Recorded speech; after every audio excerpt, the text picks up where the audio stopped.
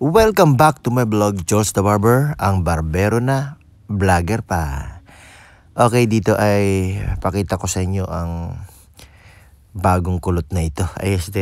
Kulot na ito. Gupitan natin to ng mid-fade ba? Yung daw babagay sa kanya. Dahil magpapasokan na. Kailangan ang buhok daw niya medyo, anong tawag dito? Liitan na ba? Para daw hindi mapagalitan ng professor, ano? Okay, so kortehan ko lang itong rebels cut na ito. Para medyo pumorma daw ng kaunti ba. Sawa na rin daw siya sa kulot ay. Haba nitong buhok na ito. Siguro mga 4 na buwan din itong dinapagupit sa atin. Kortehan lang ito, isang kamay ito eh. Kaya medyo dahan-dahan lang tayo. Okay. Line up na tayo dito sa temple. Tapos ay as usual ang ating ginagawa kapag tayo ay medyo mamadali. Kumbaga mabilisan ba. Okay, nakabed ng kaunti itong 2299 na keme natin, ano. Ayun, no. So yan, no. Ganyan lang ang pagpe-fade. Okay, 0.5 close lever tayo gamit ang W Mark NG 2020. Ito bago ko lang hawak to mga siguro mga 9 months ko lang gamit ito. Or hindi lang. Pero malakas. Matalim din. Pwede na. Okay, ito ang ang finished product sana ng natin. Mid-fade natin sa kanya. Okay.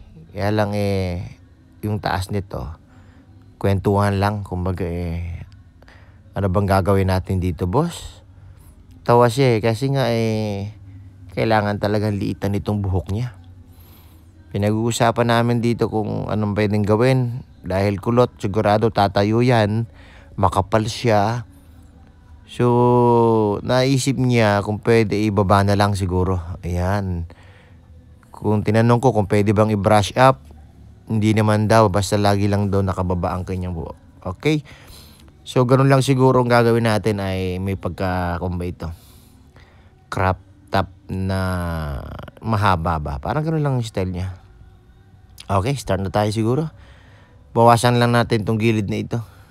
Sobrang kapal oh. Okay. Pagpaalam pa na sa buhok mo, brother. Yun oh. Bawas-bawas lang tayo dyan, kabilaan. Okay. Okay, ito ang kanyang finished product. Ayos din oh. Side check, good. Side check, good. Dahil makapalat talagang ang ng buhok nito. Pasado naman sa kanya. Ayun oh. Mukha natuwa si bossing ay. Gusto naman niya kasi nga balik eskwela na siya. So, para sa kanya goods na to. Ayos na ito oh. Pwede na. Ayun oh. Don't forget to follow and likes. Thank you, Lord.